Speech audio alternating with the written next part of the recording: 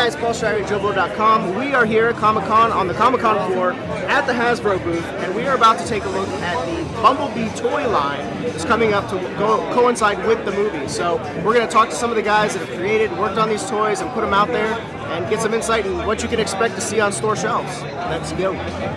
So guys, can you tell me basically who you are, what your guys' involvement is with the Hasbro Transformers line? Yeah, I'm Ben Montano. I'm marketing manager over the Transformers line, and I work largely on toys, but also all the content creation, movies, cartoons. Awesome. Hey Paul, I'm John Warden. I'm a design manager at Hasbro. I work on the design and development of the Transformers product line, but more specifically the more complex products that are kind of geared towards 8+ and the Generations toys. Okay. So when you guys are like putting together these toys, what is the process in terms of like which toys you're going to make, how you're going to develop them? Like, how does it all begin, basically? You know, and honestly, as John said, he works on Generations. Every line is different, and they started in a different place. The Bumblebee movie line, as we'll show you in a minute, started with that character and the heart of that character. And John will walk you through just, you know, how he's a very vulnerable character, but he's a heroic one, and that really was the inspiration for that toy line. As we look at our Generations line, there's a rich, deep story universe there with tons of great characters, and each character has a purpose in our story. We're telling new stories, and that drives a new aesthetic, a new play pattern. So it really is catering to just the new stories, characters, and having some fun with it. I think going back to the beginning of Transformers all the way back in 1984, Hasbro and Takara Tomy, our partner in Japan, have been working together to create great toys that can convert from a robot to a vehicle. And you know, we have a huge opportunity with Bumblebee the movie to really bring this to life in an amazing way. Bumblebee really, he's for a lot of fans from the 2007 film, he has a lot of the cool character and the aspirational qualities. You know, he speaks to the radio. But I think for fans of G1, going back to 1984, he's been reimagined as a Beetle, Volkswagen Beetle. I think this brings a certain level of softness to him. I think, but one of the coolest things about working on a brand like Transformers is it's a puzzle, and I think everybody enjoys puzzles. It doesn't matter if you're a boy or a girl or a grown man or a woman. It's an exciting thing to do, and it's fun to be able to use your hands and have that satisfaction of making a big robot out of it. Yeah, we talked to John Cena the other day, and he actually was on the panel as well.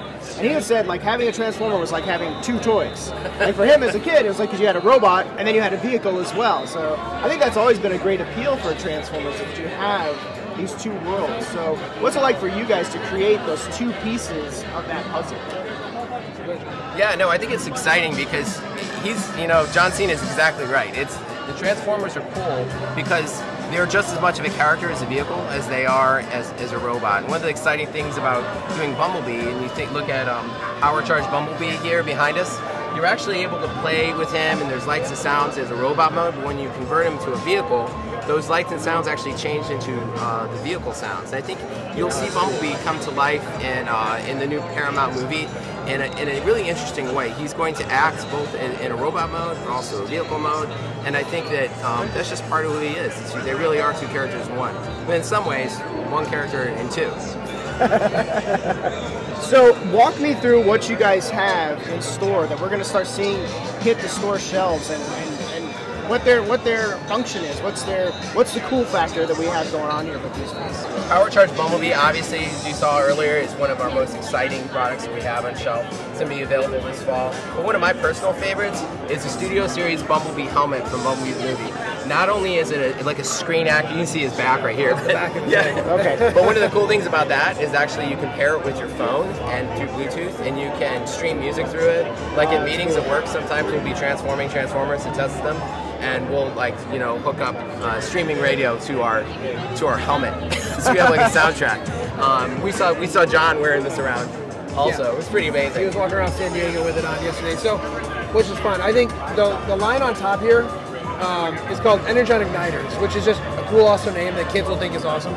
But what we want to do is infuse that fuel of Transformers, Energon, into a cool product like we've never done before. So you get your awesome robot, you convert your vehicle, when you pop in this igniter, it actually exposes these awesome weapons and rocket boosters. It just basically jacks up your cars, and actually then they're powered to motions. You push down the igniter and they'll drive off. So we really wanted to find ways to bring the characters to life from the film and giving them this driving action was the way to do it. But again, exposing like robot parts and other things in the vehicle mode is, like John said, you start to reveal more who the character is in either car mode or whatnot. So when people joke, and John said more than meets the eye, like we're like, yeah, he said our line, it's great. But that is what's so cool about this line, that there's surprises every time. Like it's your play is constantly surprising.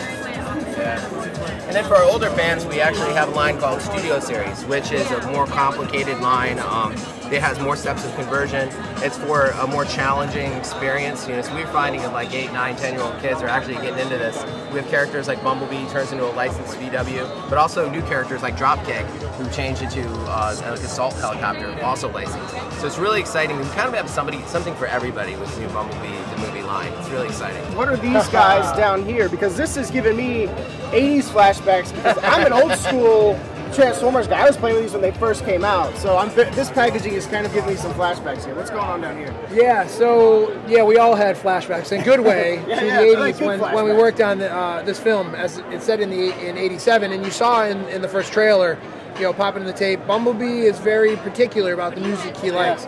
So this line will be a target this fall. It's called Bumblebee's Greatest Hits. So he helped us choose this, and although he may fight in Soundwave in real world, I think he respects his taste in music as well. So we're actually reintroducing a Soundwave we did a couple years ago, but we did some changes to it to really give an 80s nod. So the speaker fronts really will bring you back to the boombox that you may have walked around with on your shoulders in the park back when you were a kid. It comes with some cool cassette that you can pop out, eject it as well. Awesome. Oh, and the cassettes. So then we'll have a separate. Yeah, we'll have a separate. So I'll have a separate pack of the 3 cassettes that do convert into 3 of the cassettes that you would have remembered from the 80s, and you can actually pop them into Soundwave and eject them. Oh, those are the best. Yeah. Awesome. But if you really, really like the 80s, we've got a really, really exciting news here at San Diego Comic-Con. We're partnering with Walmart to bring back the original G1 Transformers. I'm talking the ones with die-cast metal, the Mini-Bots, Hot Rod, Starscream, Devastator. Not only are in some cases the original tooling, the old molds, bring it back to the store, but all like retro packaging. So we'll be able to go to the toy store and see like actual retro Transformers at Walmart. It's gonna be so exciting. So guys, check this out. Not only do you have the Power of the Primes characters up here, they actually are kind of extra articulation. You get Terracons and things like that. But fans of the original stuff, the G1 stuff, we've got reissues of the original G1 toys, right down to the die-cast metal, the heat-sensitive stickers, the reveal if it's an Autobot or Decepticon, awesome retro packaging, characters like Hot Rod, the Mini-Bots, and over here you even got Devastator. This is going to be really, really exciting because if you're like me, when you went to the toy store in the 80s, that was like a very, almost quasi-religious experience. It was really, really exciting. So I think parents now, and even if you can take people that you love to the toy store and have that magical feeling again, it's going to be very, very special. Only at Walmart this fall in celebration of Paramount's Bumblebee the movie.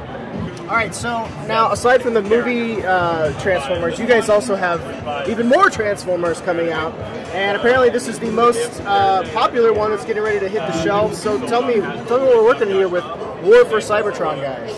So here at San Diego Comic-Con, we're so excited to be able to introduce the first chapter of the newest trilogy for Transformers Generation, War for Cybertron trilogy. The first chapter is called Siege. So fans of the original G1 series might remember that 1984 pilot where they're fighting on like the last bits of Energon on their home planet of Cybertron. You know, spoiler alert, it doesn't go well for the Autobots. But this is that moment in time where they're kind of locked in battle for the last bits of Energon. We brought this to life in a great new way. All cool new versions of the characters that are based on their original G1 appearance with added articulation and this cool weaponizing feature that allows you to kind of build out your battleground on a shelf. And we also included something really, really special that we really actually never done before from a toy innovation standpoint. We have small characters called Battle Masters, and each one of you guys might actually, fans of G1 might remember these guys are like the Target Masters from back in the day. Each one of them comes with a small fire blast effect that allow you to sort of customize and mobilize your army and make a really awesome display for your toy collection. Okay, so you guys also have a card game coming out. So tell me a little bit about this. Tell me who you are and what this is. Hi, I'm Drew Nolasco. I'm the brand manager for the new Transformers trading card game. This is the Autobot starter set. This is a action battler trading card game that really gets to a team of Transformers duking it out with another team of Transformers. One of the really interesting things about this is every single Transformers character card is this big, and they all convert from old mode to bot mode and back.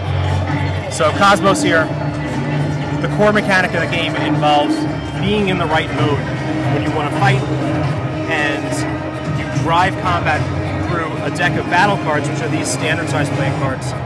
We're pulling from the Generations line, so we have the opportunity to pull in characters from all across the Transformers IP, which is really exciting because like, this starter set has Optimus Prime, Bumblebee, Ironhide, Red Alert, well-known characters, but because we're a trading card game and Generations, we can pull in characters that are really fan favorites, characters that may not have seen an action figure recently, and we can get those into collectors' hands.